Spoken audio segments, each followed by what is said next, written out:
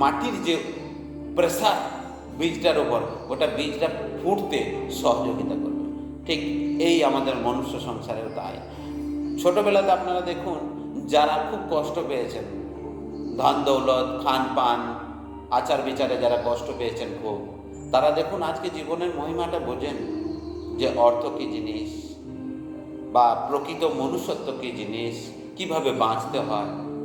তো ঠিক সেরকম ওই বীজটিকে ফোটানোর জন্যে যেরকম মাটির চাপা দিতে হয় ওপর থেকে, ওই মাটির চাপাই বীজটাকে ফুটতে যেরকম সহযোগিতা করে, ঠিক আমাদের এই সংসারে আসার পর এই যে কষ্ট, যে অর্থনৈতিক কষ্ট, সামাজিক কষ্ট, যে নিন্দা চর্চা, এই সমস্ত যখন আমরা ঝেলি, কলঙ্ক, মান অপমান, তখন আমরা প্রস্ফুটিত হতে সহযোগিতা করে। তো এবারে অন্তিমে আমি একটা কথাই যেটা বলবো, যে আমরা দেখবেন অনেক সময় একটা কুকুর দেখবেন যে শুকনো একটা হাড় নিয়ে পড়ে, হ্যাঁ, দু চারটা কুকুর মিলে খুব মারামারি করছে। অনেক হয়তো দেখবে যে কুকুররা হাড়টা নিয়ে মারামারি করছে, বাট দেখবেন যে কুকুরটা যে হাড়টা মুখে নিয়েছে, যখন পরে ফেলে দেয়, তখন দেখি এই হাড়টার মধ্যে না মাংস আছে, না রস আছে, না মজ্জা আছে। তো এই যে কুকুরটা যে একটা মাংস নেই, একটা মজ্জা নেই, রক্ত নেই, সেই হাড়টা নিয়ে মারামারি করছিল, অন্তিমে দেখবেন যে ওই কুকুরটার যে ওই হাড়ের যে কোনার খোঁচা লাগা অংশগুলোতে কুকুরের নিজের ভেতরেই যে মাসোড়াতে খোঁচা লেগে যায়, এবং কুকুর নিজের রক্তের স্বাদই নিজে পায় আর ভাবে আমি ওই হাড়টা থেকে পাচ্ছি। তা ঠিক সেরকম এই সংসারে আপনি যেখানে যেখানে ভাবছেন যে আমি রস পাচ্ছি বা আমি আনন্দ উপভোগ করছি, তাতে সে পুরুষই হোক, নারী হোক, আর সুরাই হোক, আর কোনো ব্যক্তিতেই হোক, কোনো বস্তুতেই হোক, ধন দৌলত, এই কোনো কিছুতে কিন্তু আমাদের রস নেই। রস হচ্ছে আমার মনের ভেতরে, এবং যেখানে যেখানে আমি রস নিই, সেখানে সেখানে আমার ভেতরে নিজেই ঘা করি।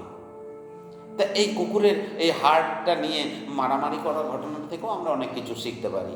আর বাস্তবে যদি শিখতেই হয় যে আমরা মনুষ্য জীবনে এসেছি, এখন ঈশ্বরকে আমরা চিনতে পারছি না, তো চিনতে না পারার কারণই হচ্ছে যে, যেমন মাছকে যদি কিছুক্ষণের জন্য নদী থেকে তুলে পরে যদি গরম বালিতে ফেলে দাও, তো মাছ যেরকম তড়পাতে থাকবে, আর তারপর যখন তড়পাতে অন্তিম অবস্থায় যখন সে মাছকে আবার যখন জলে ফেলে দেবে, তখন মাছ বুঝতে পারবে যে আমার জন্য জল কী ছিল।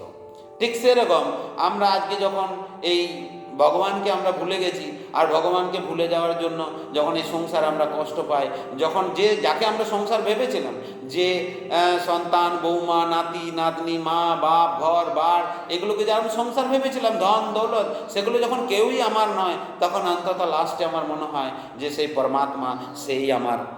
তো আমি এটাই বলবো যে যদি গুরু আপনাদেরকে বানাতেই হয়, তো পরমাত্মাকে বানান, সে অসীমকে বানান, নিজেকে চিনুন যে আমি আত্মা, যে নিজেকে আত্মা চেনার পরই আপনি পরমাত্মাকে চিনতে পারবেন, আর তার থেকে শেখার এক অসীম।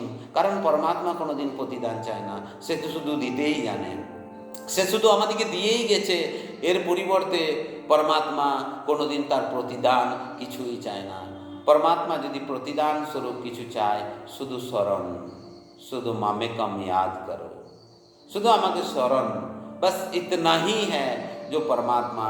और परमात्मा के जैसे कोई शरीर तो है नहीं, तो परमात्मा যেহেতু শরীর নেই, সেহেতু পরমাত্মা চাওয়া পাওয়ারও কিছু নেই। কারণ যে কোনো শরীর থেকে আমরা সচ্চা প্রেম, প্রকৃত প্রেম পেতে পারি না।